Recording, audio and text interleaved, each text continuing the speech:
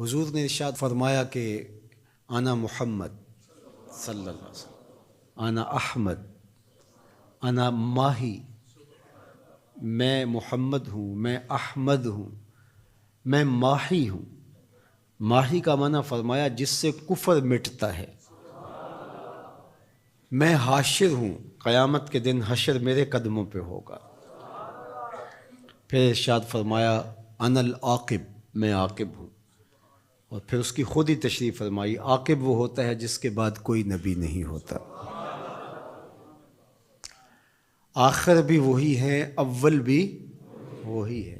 حضرت جابر رضی اللہ تعالیٰ عنہ نے حضور سے سوال کیا متی وجبت لک النبوۃ، آپ کو نبوت کب ملی؟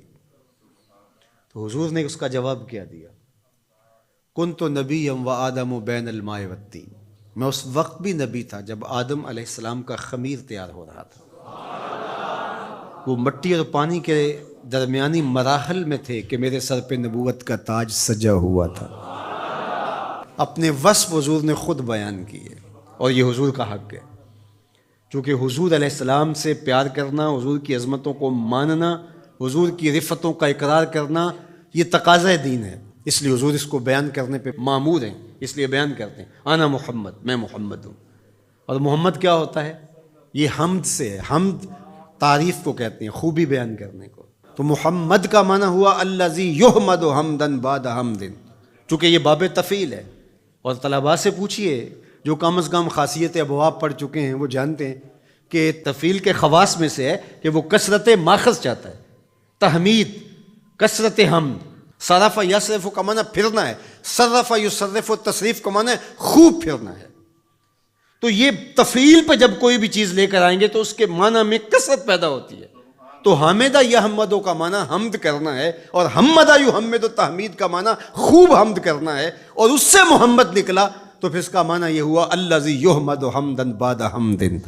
محمد وہ ہوتا ہے جس کی بار بار تعریف کی جائے، قلم ٹوٹ جائیں تعریف پھر بھی ختم نہ ہو، سیاہیاں سوکھ جائیں تعریف پھر بھی ختم نہ ہو، کاغذ ختم ہو جائیں تعریف پھر بھی ختم نہ ہو، زندگیاں ختم ہو جائیں تعریف پھر بھی ختم نہ ہو، زمانے بیت جائیں، صدیاں لد جائیں تعریف پھر بھی ختم نہ ہو۔ محمد وہ ہوتا ہے تھک جائیں ہار کے ہاتھ باندھ کے کہیں لا یمکن الثناء کما کان حقہ بعد از خدا بزرگ تو ہی، ہم نے اپنے بڑوں سے سنا ہے ایک اللہ ہی تم سے بڑا ہے۔ محمد وہ ہوتا ہے جس کی بار بار تعریف کی جائے، تعریف کی اپنی تعریف ختم ہو جائے، محمد کی تعریف ختم نہ ہو۔ الذی یحمد حمدا بعد، تو جو حضور کا نام ہی لے گا تو تعریف کرے گا، اس کا معنی یہ ہے۔ اچھا ہم لوگ تو جانتے نہیں ہیں عربی، لیکن عرب تو جانتے تھے کہ محمد کا معنی کیا ہے۔ تو ایک دن انہوں نے دارالندوہ میں بیٹھ کے میٹنگ کی، صحیح بخاری میں روایت ہے، انہوں نے کہا کہ عجیب آدمی ہو تم تو اہل زبان ہو نا، اور محمد بھی کہتے ہو اور عیب بھی لگاتے ہو، یہ کیا بات ہوئی؟ انہوں نے کہا یار بات تو ٹھیک ہے، کہا پھر ایک کام کرو، یا محمد کہنا چھوڑ دو یا عیب لگانا چھوڑ دو۔ انہوں نے کہا ٹھیک ہے، ہم عیب لگانا تو نہیں چھوڑیں گے، بغض تھا، بھرا ہوا تھا نس نس میں۔ کہا ہم نام بدل لیتے ہیں۔ جی بدل لیں، کیا بدلیں گے؟ کہا مزمم رکھ لیتے ہیں، معاذ اللہ۔ تو جس طرح باب تفعیل پہ محمد ہے حمد سے، اس طرح باب تفعیل سے ہی مزمم آتا ہے، اور یہ مذمت سے ہے۔ تو انہوں نے معاذ اللہ بار بار مذمت کیا گیا، اس معنی میں لفظ مزمم نام رکھ لیا۔ تو وہ اس طرح مزمم کہہ کے اپنے خب سے باطن کا اظہار کرنے لگے۔ تو کسی صحابی نے سنا، دل دکھا، حضور کی خدمت میں آیا، کہ حضور وہ مزمم کہہ کے گالیاں دیتے ہیں۔ تو آقا کریم نے فرمایا تم نے دیکھا نہیں ہے کہ تمہارے رب نے ان کا منہ کیسے پھیر دیا؟ یشتمون مزمما ویلعنون مزمما وانا محمد۔ وہ کسی مزمم کو گالیاں دے رہے ہیں، وہ کسی مزمم پر لعنتیں کر رہے ہیں، میرے رب نے مجھے محمد بنایا ہے۔ محمد ہوتا ہی وہ ہے جس کی بار بار تعریف کی جائے۔ ہم حضور علیہ السلام کے لیے حضور کی مدح کی کوئی مجلس نہ بھی قائم کریں، جب اللہم صلی علی محمد کہتے ہیں تو لفظ محمد ہی حضور علیہ السلام کا قصیدہ ہے، حضور کا نام ہی حضور کا قصیدہ ہے۔ اس لیے محمد محمد بولتے رہو، یہ زندگی کا وظیفہ بنا لو۔ یہ میٹھا نام ہے، یہ نام کوئی کام بگڑنے نہیں دیتا، یہ نام کوئی کام بگڑنے نہیں دیتا، بگڑے بھی بنا دیتا ہے نام محمد صلی اللہ. کتنا میٹھا نام ہے، کتنا دل آویز نام ہے، اللہ اکبر. تو جب محمد کہیں، محمد کہیں تو یہ تعریف ہوتی چلی جاتی ہے. تو کہا اللہ نے ان کے منہوں کو کیسے پھیر دیا. وہ کسی مزمم کو گالیاں دے رہے ہیں، میرے رب نے مجھے محمد بنایا ہے. مزمم کوئی اور ہوگا، میں تو محمد ہوں صلی اللہ. تو اب اس ضمن میں وہ الٹی لکیریں تراش کر کے کس کے خاکے بناتے ہیں؟ کیا وہ شکل میرے رسول سے مل سکتی ہے؟ ہو ہی نہیں سکتا.